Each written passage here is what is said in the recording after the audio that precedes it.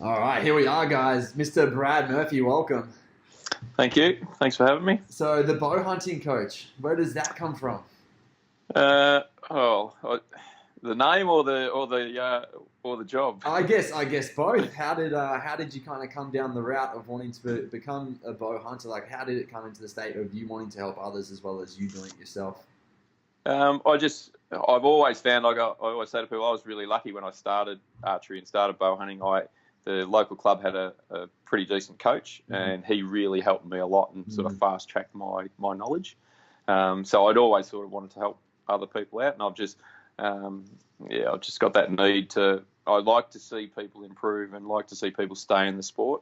And I found, especially years ago, there wasn't much as far as coaching goes. You went and did your introductory course at the club, and then there wasn't anything else. And I was on the committee and things, and you'd see members come in and they'd hang around for 3 months and then they disappear and things. Just they weren't getting any better and things. And I just thought, I'd always sort of help people out where I could. I've always had a bow press and things like that, so I've always helped, people out locally and things, and it just sort of expanded on from there. A couple of years ago, I decided I just advertised a little bit through Facebook or through Instagram, and got a heap of people asking about whether I run seminars and things. I'd never even thought about doing that. Yeah. And then there was more and more people. Oh yeah, I'll come to one. So I put one together, and it's been really successful. That's that side of it, and then as far as the individual coaching is going really well as well. So a lot of people want to learn nowadays. Yeah, definitely. I mean, it's pretty interesting. I come from the health and fitness background, and it's always been that you have a coach. And I mean, I do a lot of coaching, and it's crazy to see the difference you can make in a person within a half-hour session, let alone if you're with them for a few weeks or not. And I don't know if you do it, but I do some online coaching with some people, and that is impressive to see the difference you can make just with I'll send a few 2-minute sort of videos of me just talking back and kind of critiquing their movement as they go, and just to see how much they can change it based on the critique is huge. So, I mean, is that something you do? Do you offer up online coaching as well? Yeah, just started doing that, and it's working really well, and it's pretty simple nowadays. Like with phone, video, really FaceTime, that sort of stuff. It's really really simple. Like you can pick apart people's technique and make those adjustments really quite quickly and things, and then even just being able to chat to people over the phone, and I was speaking to a fellow today about Fletchers and stuff, and it was just he sort of knew that he was going down the right path, but he just wanted that confirmation and things, and it just it's really easy and really helpful to people, I think. So. Yeah, definitely. I think as long as they're not taking the piss and relying on you completely to give them everything, it's like, hey, if they can do a little bit of research first and come to you and say, hey, what do you think about this? It's good to get an opinion. And I think that's it's probably good. Like archery's like that now. Most of the people that I've been coaching that have all seen a lot of John Dudley's knock-on stuff, seen Cameron Haynes's stuff, that sort of stuff. So they come armed with knowledge. Yeah. And I was just saying to a good mate of mine, Ian Summers, who does a sort of similar thing in Sydney, that years ago, like 10 years ago, people were at such a lower level. Now when they're coming up and they're just beginners, they've only been in the sport for 6 months, 12 months, they're like a 5-year veteran. They've got all this knowledge that we never had. It took us 5 or 10 years to get, and people are just getting it straight away because there's so much information out there. And I mean, you come from the background where you've been technical editor of Arrowhead Magazine for quite a while, but I mean, you would have come from the background where you had to read everything, whereas now a lot of people just watch a video that's 2 minutes long, and that's a 1,000+ word article, right? There's a fair difference. Yeah. Well, that's the thing. Like when I started, there was only Australian Bowhunter Magazine, Archery Action. They were the only sort of magazines archery related that you got. Yeah. You got them once every 2 months sort of thing, and the rest was just talking to friends, down at the clubs and at shoots and things like that. That's where you got your information from. And no wonder it took us so long to learn. That's unreal. To be honest, myself, I haven't become a member of a club yet because I travel quite a lot for work, or at least last year we were. So I didn't get a chance. Every time they had their open days on, I couldn't get in. And so I don't know. I kind of for me, I was like, well, the open days are on weekends. any weekend I'm free, I want to try go hunting. Yep. So if I was about, I'm like, I'm going to go hunting rather than trying to Yeah. get along. And I do kind of feel bad about that because I do want to get amongst the community. I think it is good to kind of support and get that support as well. Especially like I said before, because it's obviously good to have that coaching side of things. But for me, something that I found really helped was videoing myself and just having a look at the different videos and giving yourself kind of feedback. Is that something you get people to do as well? Definitely, yeah. And anyone that comes there for coaching, that's the first thing we do. I video them and show them exactly what I'm talking about, because cool. You know yourself with training people, like you think you're doing something, and then when you actually see it, you think, oh, geez, I'm actually doing it, totally different. Like, I'm touching the side of my nose with my string, not the end of my nose. I thought I was doing it right. It's all those things. So video is really important, for giving that feedback to people. So, I really kind of find archery is quite a meditative sport. Just like I was just shooting just before, and it's really cool to see how much you can kind of focus in. And you take a shot, and you're like, what went good right then, or what went bad right then? Why was the shot off? Why was it on? What was I doing right? What was I doing wrong? I think that, I don't know, for me, I really like that process, and I think that's probably where a lot of people get to, because it's a process where you kind of get to unwind from the day if you're shooting daily.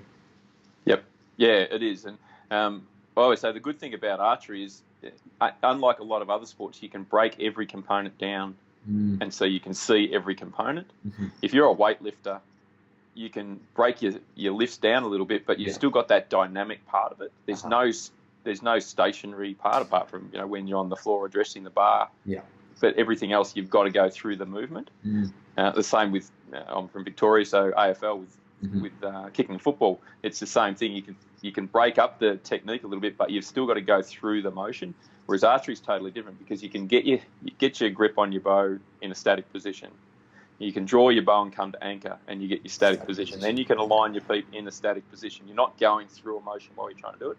So it makes it really easy to teach people and easy to learn those steps as you go along. And I think it's really I always find that archery is really good like that to transfer then into other sports, because you can break it down so well. If people do archery first and then they go to any other sport, they learn how to break whatever movement it is down a lot easier. And I think what you're saying, like, you can then, if you're doing something wrong, you can target that individual part, because you can see it at that time. If that makes sense. Yeah, definitely. I think I really appreciate that. It's really cool that you can break it down stage by stage. I mean, something I'd like to talk to you about is obviously setting up and going for better shots and making the best shots and ethical shots when it comes to hunting, or when it comes to 3D archery, trying to make the best shots. I mean, it's probably a good time to say, how many times did you win the Australian National Championship of archery, or the 3D shooting? I won it 3 times. 3 times. When was the last time? Oh, it's a few years ago now. It's probably... I'll be going close to 7 or 8 years ago, I think. Okay. Can you break it down for me really quick before we dive into, obviously, shooting in particular? But how does the 3D archery work? Because you don't actually know how far the distance is. It's just kind of come... Correct. And you just come... So with 3D AAA, which is the main 3D archery association in Australia, on a normal 2-day shoot, they'll have 50 targets that you shoot. You'll shoot 30 on a Saturday, 20 on a Sunday. Yep. They're divided into 10 target courses. So you shoot one course, then another, then another. Okay. And they're unmarked distance. So you'll just walk through the bush or wherever the course is. You'll come to come to the target, and there'll be 3 or 4 stakes. There'll be an orange stake for the freestyle shooters, and there'll be a green stake for the hunter class. Whatever class you are, you shoot at a certain stake. The target's out there in front of you, and you don't know the distance. You've got to guess the distance. So. And do they kind of tell you at the start of the day, like, it's going to range from this to this, or it's just a complete clean slate? You know your maximum, what your maximum range will be. So NBO, which is the top class, that's 50 yards or 45 metres is the maximum distance, give or take 10%. They just allow that in there just in case they muck up on the range setting. But so a hunter class will be 40 metres as their maximum distance, but you don't know whether it could be 5 metres. It can be, I've shot targets at 2 metres, way out to that 40 metres. So it's a big variable distance, and while it doesn't seem like that much, to judge well. To shoot well, you need to judge fairly well, and the course setters are really tricky. And I used to be a course setter myself, and we just try and make things really hard for people. Dead ground, tunnel shots, anything to confuse your range estimation or your distance estimation. Yeah. So it's quite good fun, and I recommend it to anyone who hunts because it's the closest thing to hunting simulation that you'll get. Yeah, definitely. I mean, I've come to a few instances in the bush where you range a few things around you, but then the animal runs past that point, and you're like, well, I don't know what is that. And so having that skill of basically knowing where your range is at and if it's still in a distance that you can shoot or not is really, really quite powerful. Like I shot at a deer and I was like, I think it's about 40 meters. And I ranged it later, it was 25 meters. I'm like, wow, like my perception was just completely out in the moment where like the adrenaline was up and there's trees around it. It just kind of blew me out and it just went straight over the top. Yep, and that's the thing when your adrenaline's up, when there's a bit of anxiety there, you don't judge well, and that's where, again, 3D is really good for that because you're under a bit of pressure because you're shooting in a group, you're shooting for a score, so that adrenaline, that anticipation, that anxiety builds up, so you get used to doing that. So the more you shoot 3D, the better you get at it. And then the better it transfers over to a hunting situation. Yeah, that's unreal. I really like that.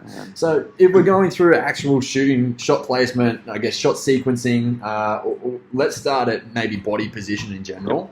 What sort of stance are we looking for a good shot? Like if you're just standing, if you've got the option to stand, what are you looking for? Yep, you're basically looking to address the target with, if you drew an arrow from where you are directly towards the target, put both the toes of both feet, I should say, on that arrow, and then take your leading foot back about half a step, half a foot length. That's how you should address the target. So you've just got that slightly open stance. Yep. So that helps open up your hips and open up your shoulders, so that allows that string angle that you're sort of looking at, so your string's not coming straight down through your arm and stuff. And foot width, you're looking just for your feet directly under you, or out a little bit wider? Yeah, about hips to shoulder width apart. Yeah, you want that nice, even stance. You see people from time to time trying to shoot with their both feet together. Yeah. And if you've ever stood like out on a hill on a windy day with your feet together, you get blown over really easy. Yeah. If you got your feet wider apart and that sprayed apart, so they're not, even stable. Like one foot's a little bit behind the other. That base of support is really quite solid. So, yeah, definitely. And that's the same if you shoot on if you're taking a hunting shot on your knees, you want to be in that same sort of position. So knees a little bit apart. The leading knee just a little bit back from the forward knee, wherever you can. The pyramid's only as strong as its base. That's right, exactly right. And archery's really big because when you're at full draw, you're actually holding back some weight. So it's not like you're just standing there statically. You're standing there and you're trying to hold some weight. So the better foundation you can have, the better. Yeah. Now, when we're gripping the bow, I've got a funny story here. A guy that Luke Barra. He took me through some archery. He was actually probably the guy that got me into it most. Like, I had a few friends, but he was like, come on, mate, you got to get into it. And so I went to his house one day and we were shooting a bow, and he got me to pull it back. And he's like, yeah, just aim it, you'll be sweet. And I was holding it and pushing the shit out of it, really gripping onto the bow. And of course, I was tweaking my arm in as I was trying to push the bow away from me, shot it, and straight away got my elbow. And it left a bruise for a good few days. It's a good way to bring a little slight tear to a man's eye, I'd say. But it got me hooked, to be honest. But at the same time, I was like, holy shit, like it packs a whack, right? Yeah. Let's maybe break it down so we don't get any injuries from the listeners. Look, I don't think there's anyone that's shot a bow that hasn't actually been had that mark put on him at some stage. Had a slash on the bow. Yeah. But probably the easiest thing to do to counteract that is just to think about having your knuckles on your bow hand at a 45-degree angle. So if you can sort of see that there rather than straight up and down. Yep. When you do that, if you have a look at your arm, if you have your arm out straight in front of you and have your knuckles vertical, you'll see that your elbow's in. If you turn your knuckles onto a 45-degree angle, it'll take that elbow a little bit out of the way. Yeah. And the other thing is having your draw length set up correctly as well, because if it's too long, you're trying to push out, you're actually locking out that elbow and pushing that shoulder forward, which actually brings that arm in. And it also gets back to stance too. If you've got that slightly open stance, that'll open up your shoulder a little bit, so you don't tend to have that lean into it, if that makes sense. Yeah, definitely. Yeah. And I mean, sorry, go on. I was going to say grip is very important, and having the least amount of grip on the bow is what you want to have, because that's the thing that creates torque in the bow. Yeah. Is that grip hand. So having those knuckles on a 45-degree angle and then having them as relaxed, your hand as relaxed as possible, is what you want to do. And I mean, realistically, when the bow's there, if you're pushing it forward, even if your hand's relaxed, is that still going to create a negative on the bow, because essentially you're pushing the shot once it gets let go? No, that's fine. If your hand's out there and relaxed, all you're trying to do is hold the pressure of that bow out spot. there. So you're not trying to actively press it forward. Yeah. No. Some people can shoot like that, where they're pushing forward and pulling on the string at the same time. I've never been able to do that. That just makes my shot go all funny. Yeah. I'm better at just locking out my shoulder and wrist and hand, relaxing that hand and just holding it out there so the bow doesn't come back and slap me in the face. So when we're looking for an anchoring point, and this is talking about where you pull to on your cheek, essentially, what are we looking for? And I mean, maybe a good story to start with is when I first started shooting, all of my arrows were shooting low. They would kind of divot in, and I found out that it was because of where I was positioning my hand. It was up too high, and so it would shoot the bow. Shoot the arrow to dive as it went along, and it was good. It was just at the archery shop when I was there, and they just said, "Look, you just need to position your hand a little differently," and that changed the course of the arrow massively. Yeah. There's basically 3 real points that you need to look at with your anchor point, and that is, one is where your hand is positioned on your face. Yep. And the string on the end of your nose, and then your peep is the third one. Okay. Now, I always tell people that the string on the end of the nose, if you can get that, that's probably the first and most important thing to find. So I get people to come back to full draw with their eyes closed and just fiddle around until they feel that string on the end of their nose. Okay. Then once they've got that, where their hand is should be their hand position. Yeah. Okay. And then we'll adjust the peep height to that. So with them closing their eyes, they're obviously keeping a neutral head position, so they're not leaning either way. Correct. The peeps. Yep. Yeah. And that's why, because most people, when they get their peep put in by the shop or whatever, it might just be, they might not be in the perfect position when they get initially set up with the bow, and their peeps are a little bit low or a little bit high, so they come back to full draw and they're looking down into their peep or up into their peep, they're moving their head. Yep. Whereas you should be coming back to full draw, getting your anchor, and then moving your peep to suit that, so you've got that good posture. Yeah, that's really interesting. And then something I heard you talk about on another podcast, I think it might have been the bow hunt. Down under camp. Hunting camp down under. Sorry, I'll get there. I really like that. Like that podcast is really good. But something you were talking about was pressure of the string being against the face and people kind of pulling it into themselves too much. Yeah, and people try and have this really solid anchor, and they're really, digging their fingers into their cheek or their jaw, and then having the string right into their cheek, and that facial pressure actually causes pressure on the string. So as the string releases, it'll actually come out and go in. So you'll actually, for a right-handed shooter, you tend to shoot left sometimes. Yeah. If you haven't got the trouble with facial pressure is it can be different. So sometimes you're really anchored in hard, sometimes you're not anchored in enough, and that little couple of mils here at your face, right or left, makes a big difference down the track, right or left, down the target. So just having the string just gently touch the end of your nose and just gently touch your cheek is what you're after.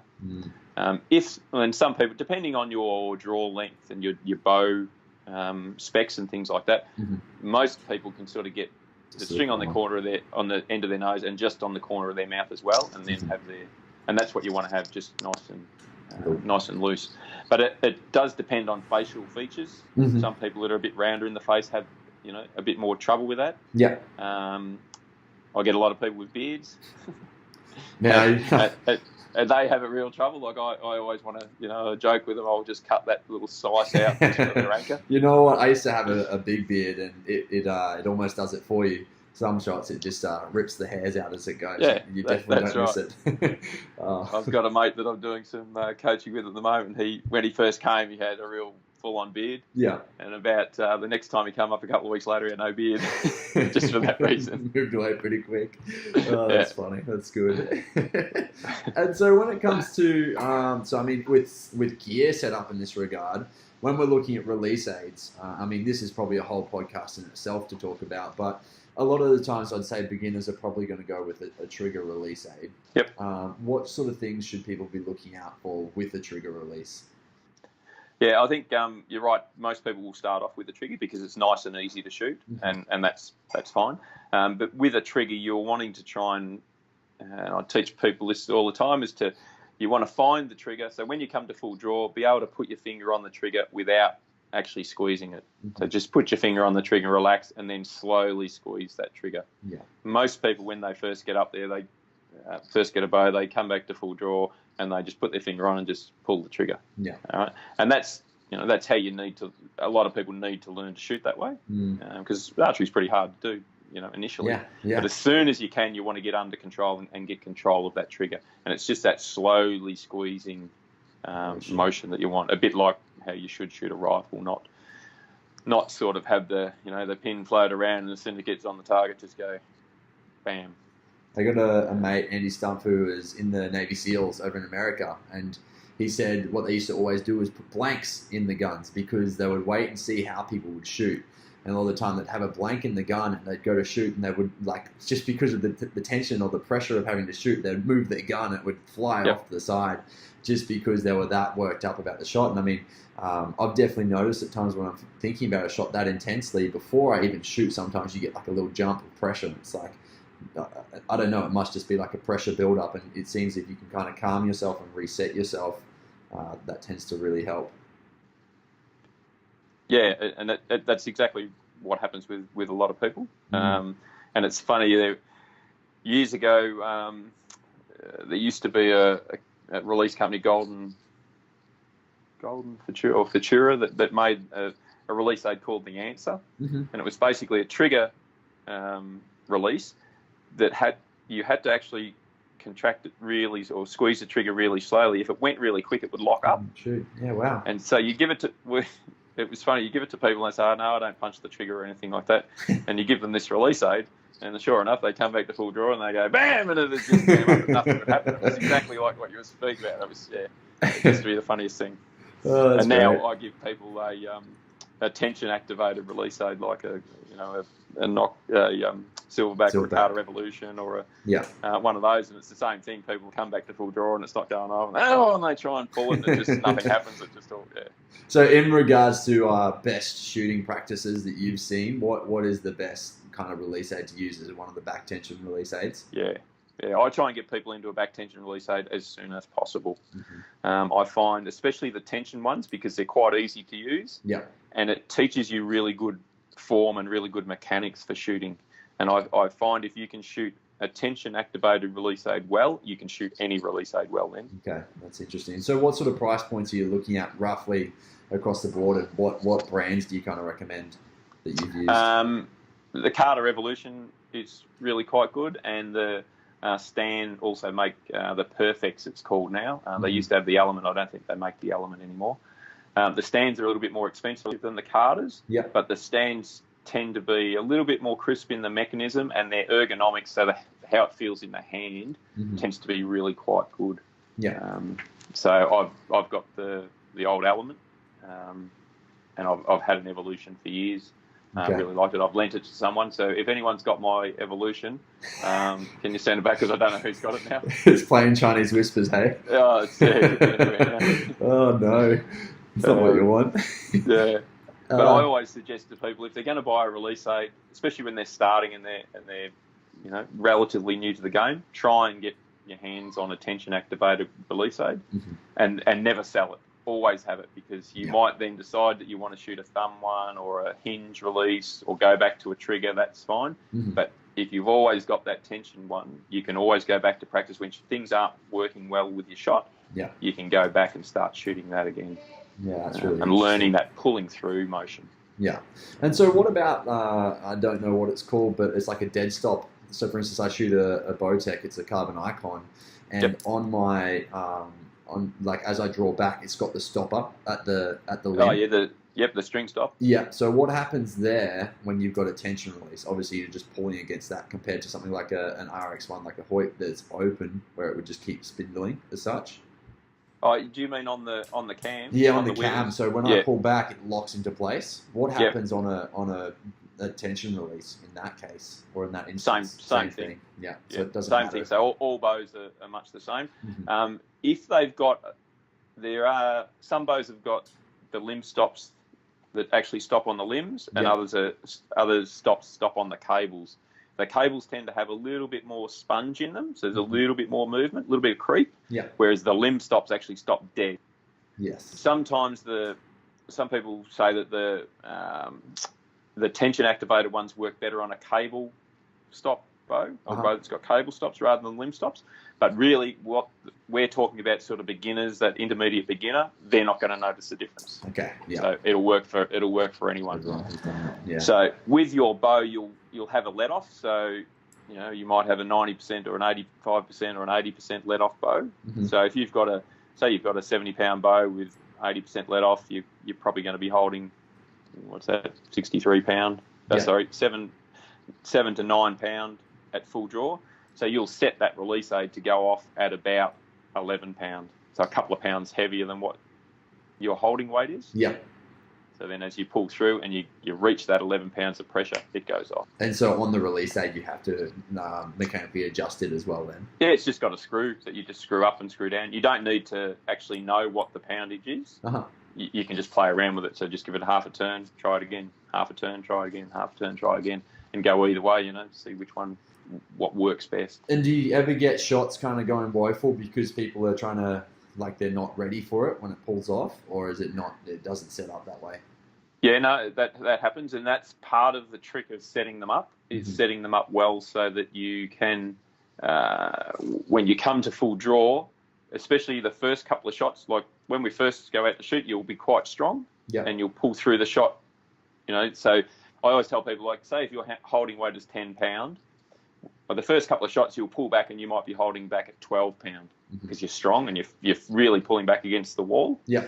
If you set your release aid to go off at 14 pounds, then that's good for the first few shots. But then as you get tired, after about 10 or 15 shots, you'll be pulling back and you might only be holding that 10 pounds that you're supposed to hold back. But then you've still got to pull that release aid back another 4 pounds. So people find it hard to have it go off because they think it's getting, it's taking more tension to go off. Well, it's not. It's just that you lost a bit of strength and a bit of... You're a bit more fatigued now. Yeah. So the trick is to set it up and so that your first few shots, that when you come back to full draw, you should just relax a little bit, still hold firm at the wall, but you've relaxed a little bit so that when you take your thumb off, it doesn't go off. Okay, excellent.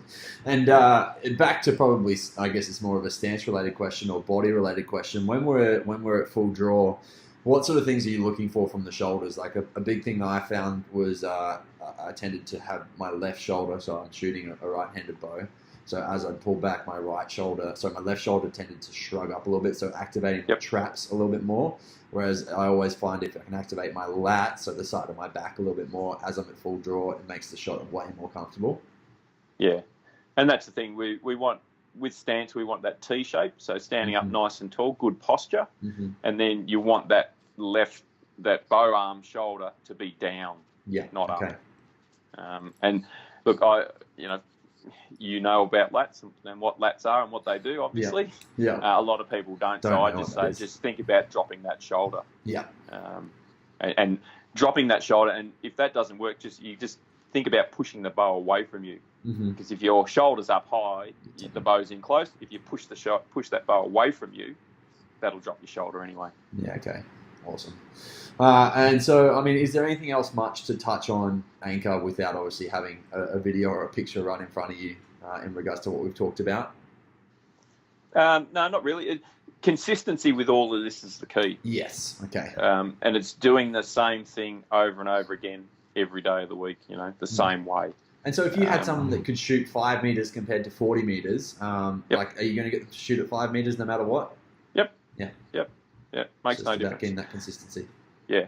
And so what I like people to do, and George Riles, Griv, he's another really good archery coach in the States. He does a seminar out here every year in Melbourne around November, December. He's big on, he's a big indoor shooter, big target archer, and teaches a lot of indoor stuff. And he's of the opinion, and he gets all his students to either shoot to score, or if you're just practicing, you actually practice something. So you shouldn't be shooting at 40 metres. You should be shooting at 5 metres or 10 metres, aiming at not aiming at anything, just practicing certain things. Mm-hmm. So whether it's practicing getting your anchor right, or relaxing your hand, or pulling through your shot, or aligning your peep, whatever it is that day that you want to practice on, you actually practice that. You're not actually there just shooting at a target. Yeah.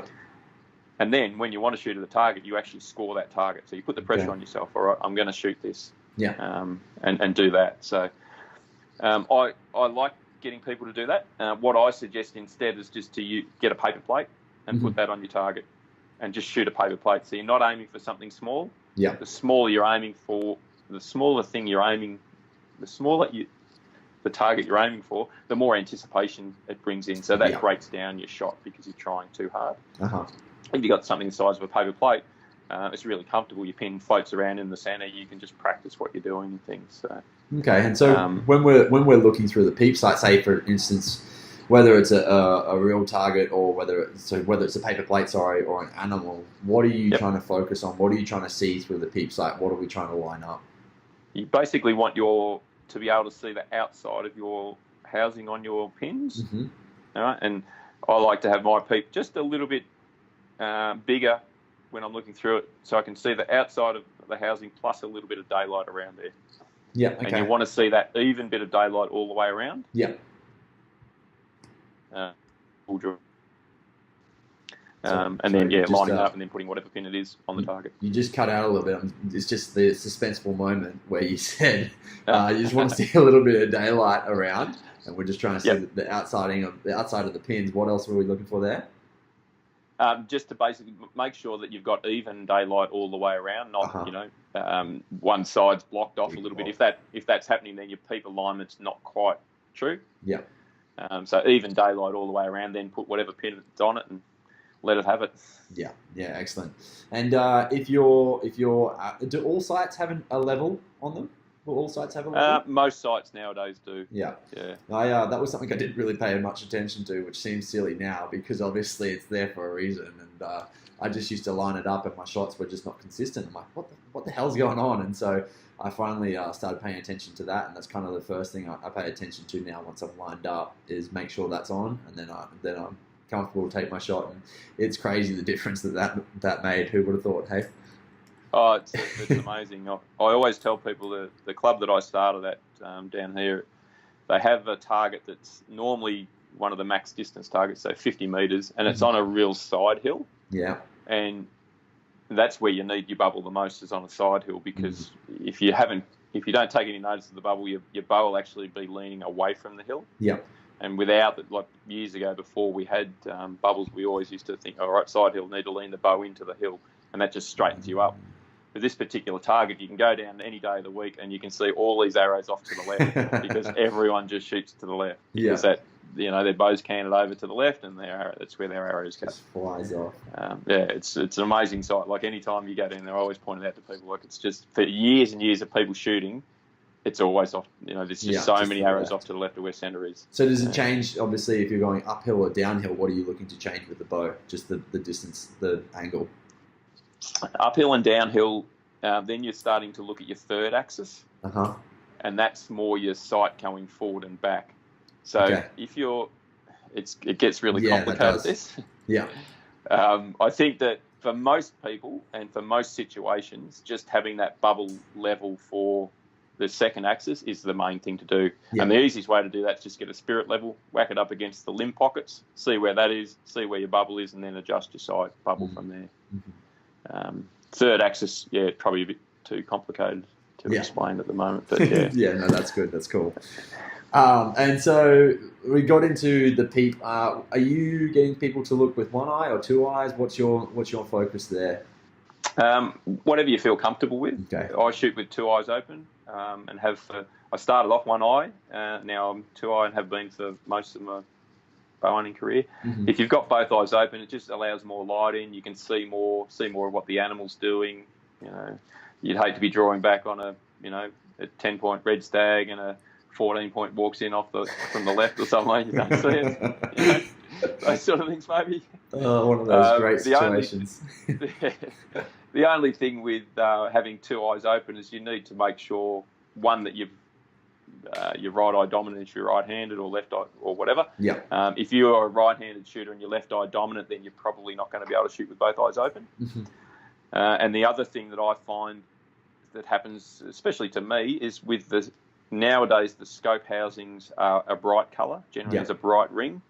And if I have both eyes open with that bright ring, that throws me out a little bit. My left eye, my non-dominant eye, pays a little bit more attention to it. Yeah.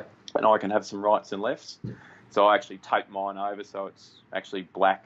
It's a black ring. It's not a bright ring. So that's interesting. That's a good tip.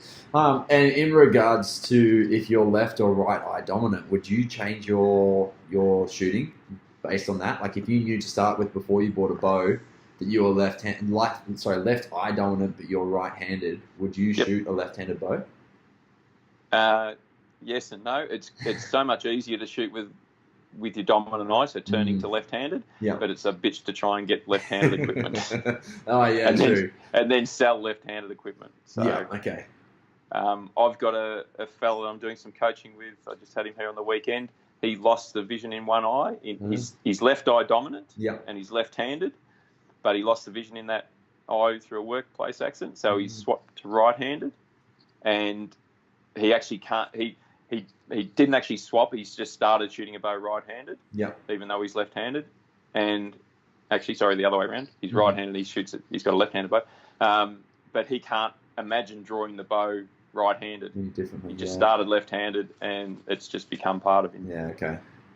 There was another fella who's a really good 3D AAA archer years ago who swapped from right to left-handed after quite a few years, and he was quite successful at that. So, good. So it's possible either way, really. Yeah. Just comes down to the determination of the person.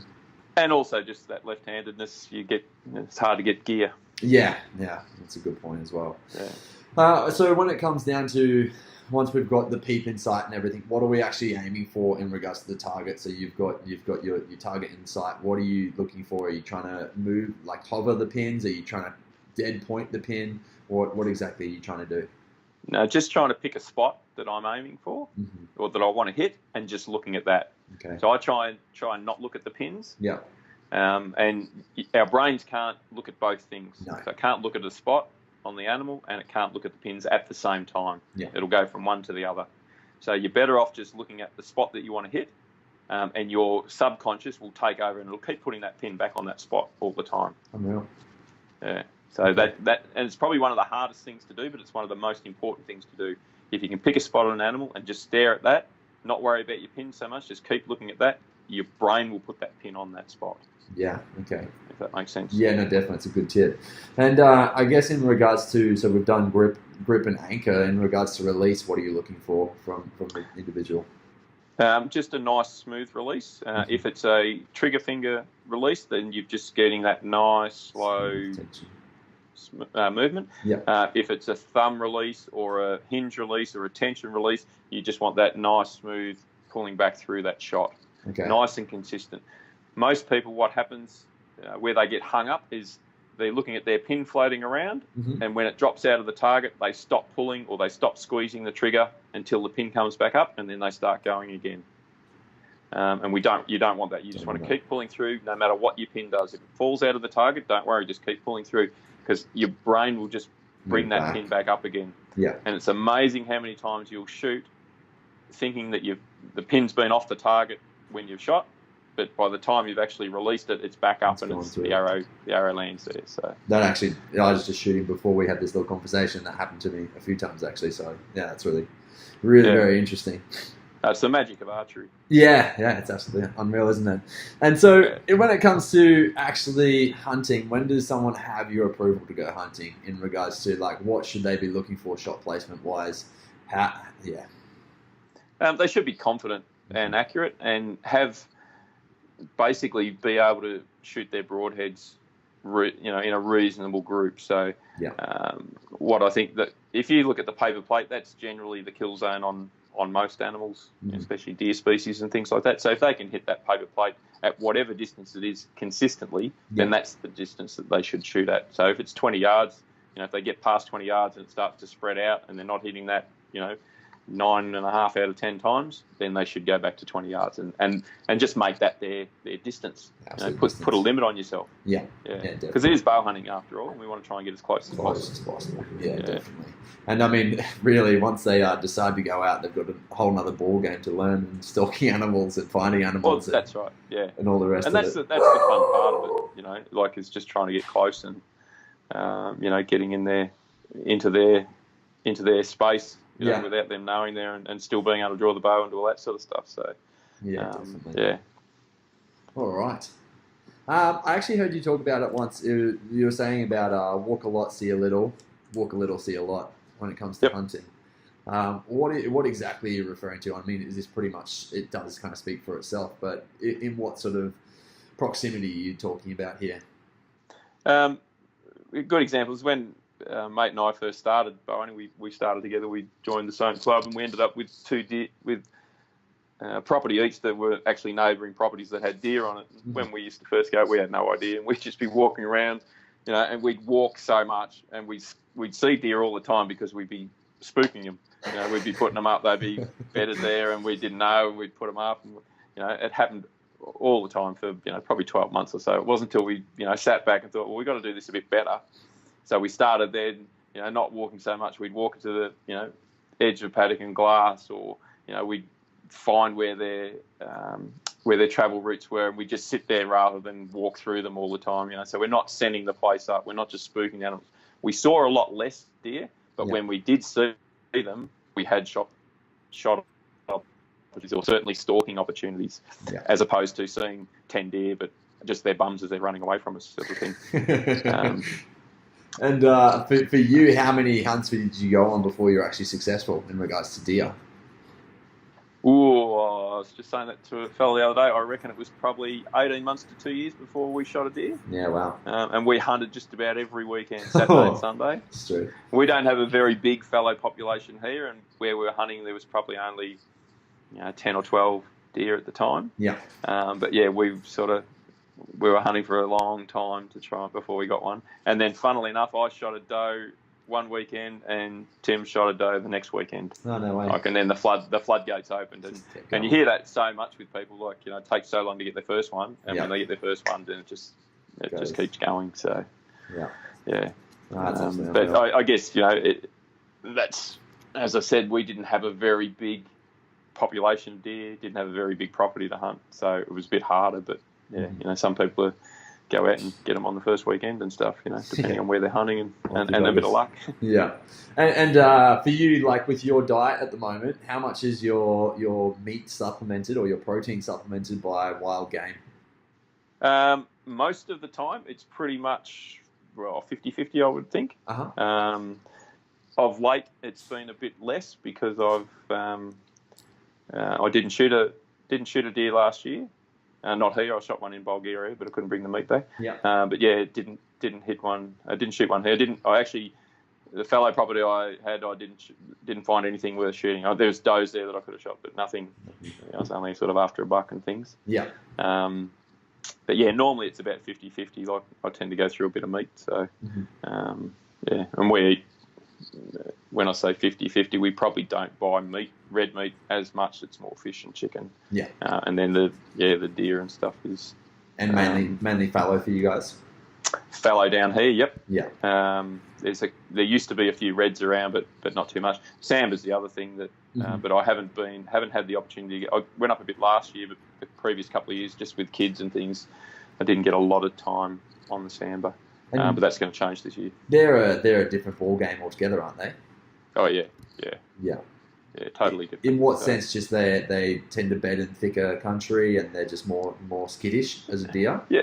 Yeah, thicker country. They're not a herd animal so much. They just live in small family groups. So instead of going out and seeing 30 in a mob, you might see 5 sort of thing. Yeah. They're a bit more sort of solitary like that. Certainly harder to hunt, as in they're more or less in scrub country and things, or in thicker bush most of the time.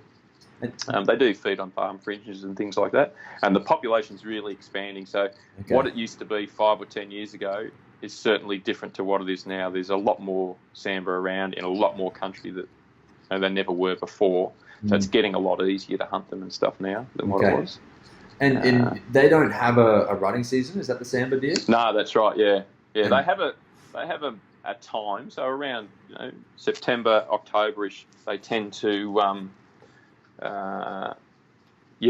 tend to rut around about then. But they can rut any time of the year and can be in hard antler any time of the year. Yeah. Okay. And for you, you've done a fair bit of overseas hunting, correct? Yep. When you're going overseas and obviously having to forfeit the meat, how does that respond? How does that react for you in regards to the hunt? Obviously, a lot of us would probably hunt for meat and hunt for the. There's two sides to it, isn't there? There's the meat, but there's also the memories and the story that comes with it, and the unreal experience that you get to witness with it each time.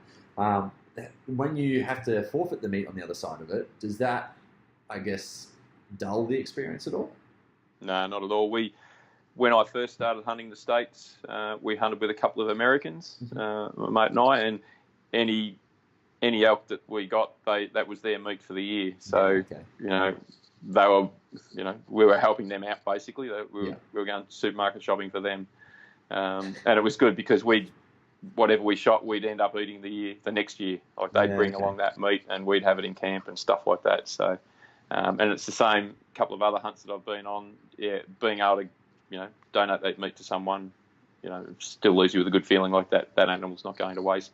Americans have got it really well worked out as far as, not wasting meat and using it for something. So, I think, and the same was in Bulgaria, it was really, Bulgaria is a fairly poor country, so, they were quite appreciative to have the meat. Okay. And is there a tag system or something in Bulgaria like they have in the States, or is it just...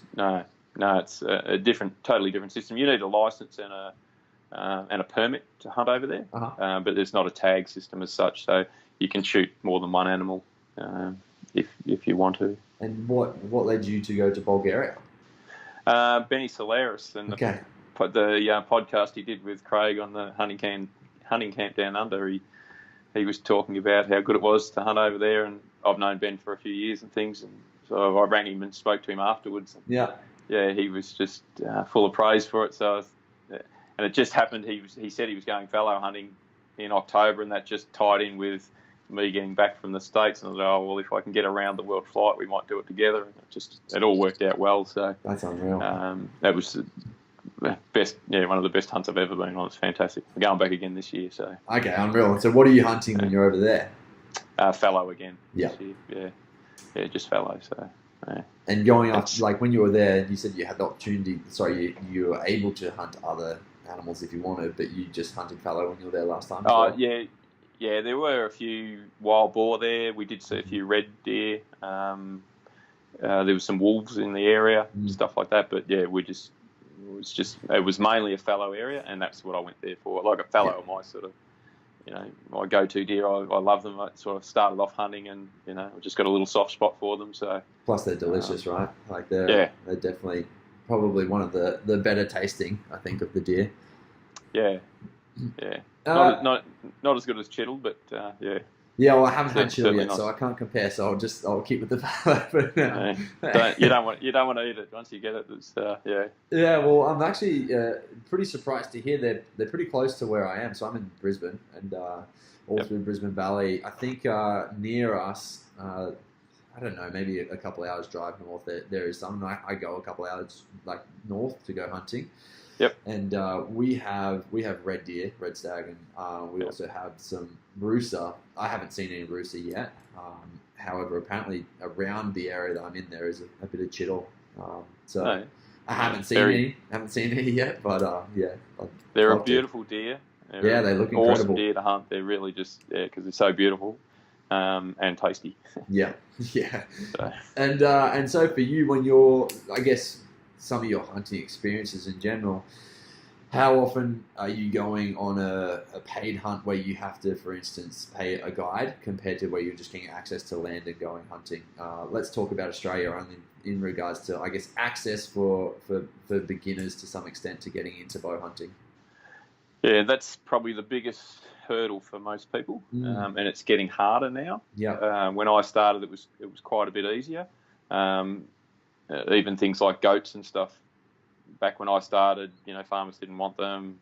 They were more of a pest, so you could get onto properties pretty easily. Mm-hmm. Now with the droughts and stuff, they muster goats, and they're worth money to using them as well. the landholders, so you can't get onto them. There's a lot more people hunting nowadays, so properties get tied up with that. There's a few more outfitters nowadays, which ties up more properties and things. So it's certainly getting harder. We're lucky down in Victoria. We've got so much state forest and even the Alpine National Park that we can hunt in, that anyone can hunt in. Yeah. Which is really good. New South Wales, it's a bit harder. In Queensland, well, you guys can't hunt anything. Yeah, exactly. With the state forest, what are the rules there? You have to have a certain amount of gear before you can go in, and you have to have licenses, or you need a game license in Victoria. Yeah. Which is just a $55 license that you can buy from the Department of Environment and Water. Test or anything. It's just nothing like that. Okay. No. Yeah. No, you do have to hunting deer. There are regulations. You need a 50-pound bow. Mm-hmm. I think it's 350 grain arrow, 400 grain arrow, or that sort of stuff. Yeah. But it's all really sort of basic, basic stuff. Okay. So yeah, we're pretty lucky. We've got a lot of deer species and a lot of state forest, and as I said, some Alpine National Park you can hunt in. So yeah. But yeah, I'm not too sure how everyone else goes in other states and stuff. Yeah, well, I mean, I was having a very interesting conversation about the whole public lands in Queensland the other day and state forest and stuff, and a guy that I was talking to kind of feels that there's no need for, like, in regards to the government side of point of view, that there's no need for them to necessarily allow us any access to the land, because monetarily it's not going to be very valuable to them. Whereas I don't know, I kind of feel the opposite way about it. Like if they were to put some sort of system in place where you had to pay for licensing, and then maybe if you had to pay for either a tag system or something where you could, I guess, potentially get the deer, even if you paid per deer that you got. I don't know, but I feel like it's definitely a system they could put in place that could be very worthwhile for them. Yeah, well, I mean, the American model is great. Sort of the best in the world, yeah, that sort of thing.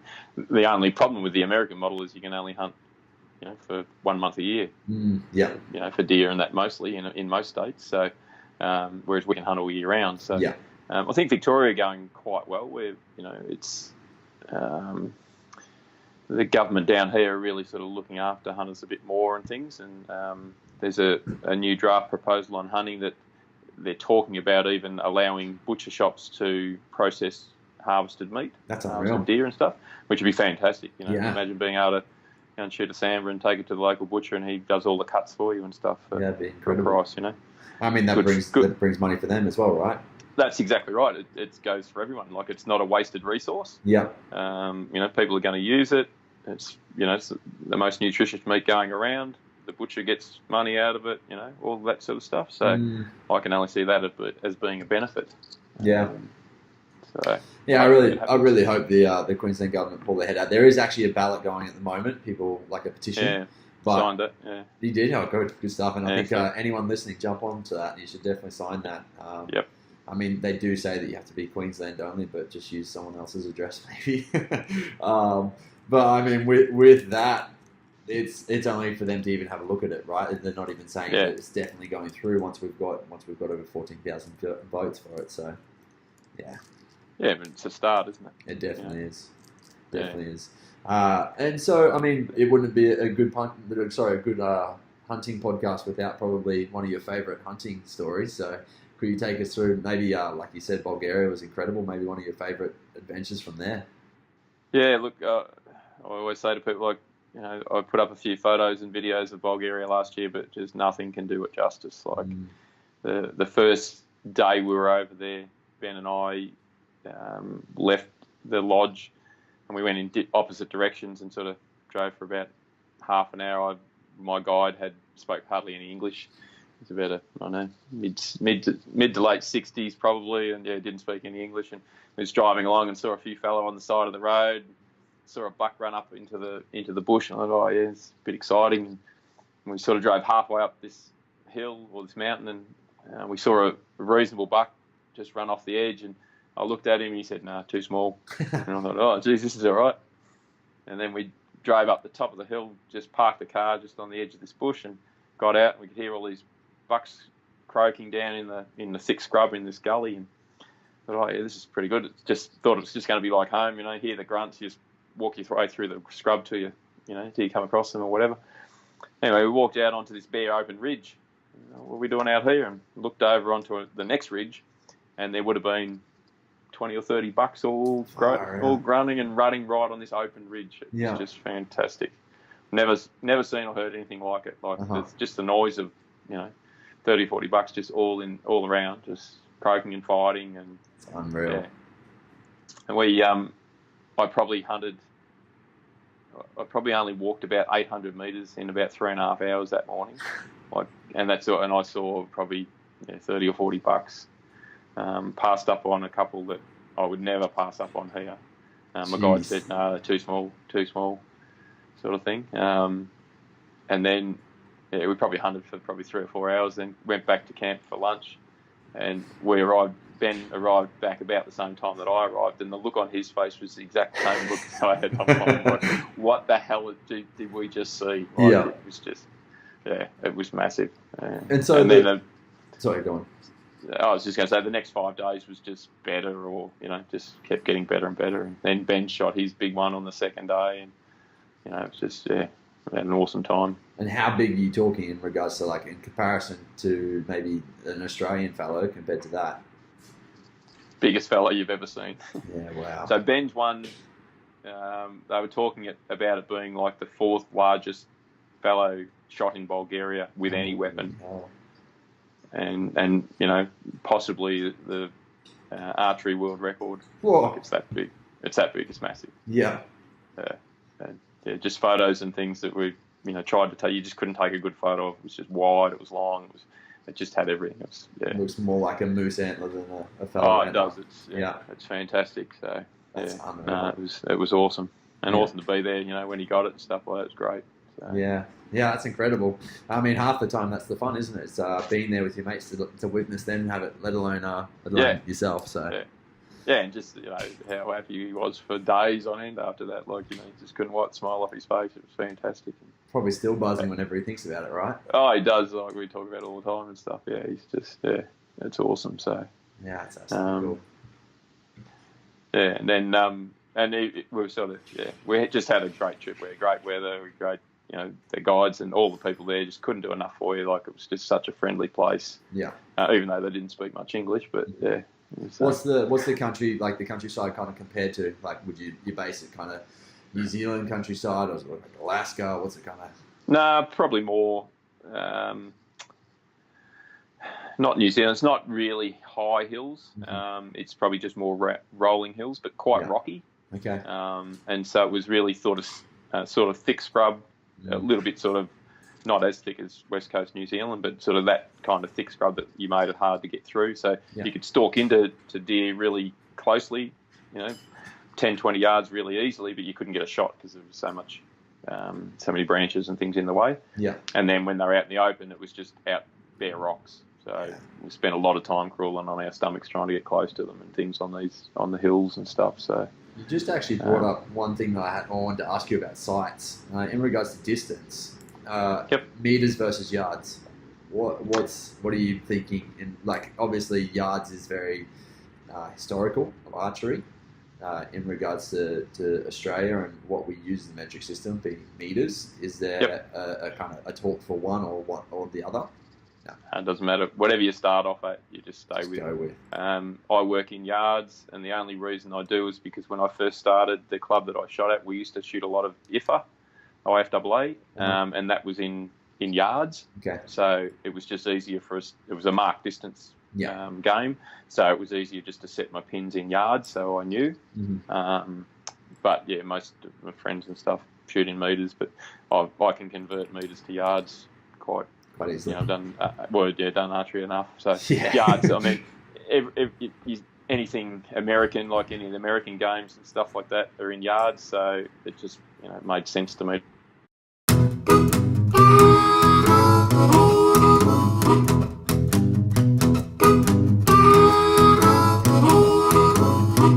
We'll fast track you. Mm-hmm. You don't necessarily need to join a club. Sometimes your local pro shop can do that, things like that. then the other thing is just practice and trying to be consistent with what you do. So, whatever it is, however you shoot, that consistency is the main thing. Yeah. And the third thing is just enjoy it. Like, we talk about coaching and, you being aware of your stance and your anchor and all that sort of stuff, but it's just fun flinging arrows too. So don't be afraid to, just get out there and lob them, and have a bit of fun with it too. It can't all be work and pressure and stuff like that. So yeah, definitely. And I guess the other thing is probably buy good equipment where you can. Okay. Not so much your bow. If you're just starting off, a second-hand bow or an entry-level bow is a good place to start. Mm-hmm. But buy good release aids, sights, stabilizers, rest, those sort of things, because they'll last you forever. Yeah. I've got a Spot Ox sight that I've had for probably 12 or 13 years, and Unreal. it still goes, and it's been on probably 20 different bows. You change bows, but you don't change sights and release aids much. All right. And in your opinion, how often should you change your strings? Probably every 1 to 2 years, depending on how much you shoot and how well you look after them. Yeah. The strings are pretty hardy nowadays and things. Mm-hmm. As long as you keep some wax on them and you're not kicking around the back of your ute and busting strands and things like that. Yeah. They don't nowadays. Even the stock strings that come on bows are really quite stable. So once they've settled in, they don't tend to rotate, or you get peep rotation or cam issues, cam timing issues, or anything like that. So probably a good couple of years nowadays. Yeah, that's really cool. All right, well, Brad Murphy, thank you very much. Where can people find you? Where can people get in touch if they wanted to potentially take you on as a coach, if they ever wanted to as well? Yeah, I'm on Instagram as Aussie Bowhunter, Mm-hmm. but it will soon be the Bow Hunting Coach. I'm going to change that name over soon. Yep. I'm on Facebook just as Brad Murphy, and also, they're probably the two main ways to get hold of me. Yeah, cool. Or just email Brad at the bowhuntingcoach.com. And for 2019, do you have any seminars coming up? Yeah, I've got one in a week and a half down at Urban Archery in Melbourne. I'll say this one probably won't launch before that, so that will be afterwards. Yep. Yeah. All right. And then I'll have one coming up in Sydney again. Probably it'll be post-rut, so we're probably looking at about May for that one. Yeah, okay. And then, I've got dates I've got places to go, just not enough dates and times at this stage. I'm trying to work all that out this year. Yeah, that's unreal. I'm sure you're a well sought after man. Oh yeah, look, I hope so. Oh, look, I just like to help people out, mate, and if I can do that, then I'm always said I'm happy to answer questions. People got any questions about anything, it's free of charge, just to send me a PM or a DM or whatever, or give us a call or whatever. Yeah, mate, that's unreal. I mean, you're super receptive to this. I mean, if anyone's listening, or the people who listen to this would actually get a lot out of it. So, I mean, for those who are new to hunting or who have enjoyed the show and think that others can get something out of the show, please pass it on, because, I mean, like Brad said, this is his way of helping out, is kind of getting this information out for free. And I mean, it's pretty invaluable, really. And I think you can, like you said, you can fast track your whole experience as a bow hunter based on the things that you learn. And if you're learning good quality stuff, then obviously it's going to get you there a lot quicker. Yeah. You don't have to waste 10 years like we used to all have to do. That's unreal. We've got it quite easy, don't we?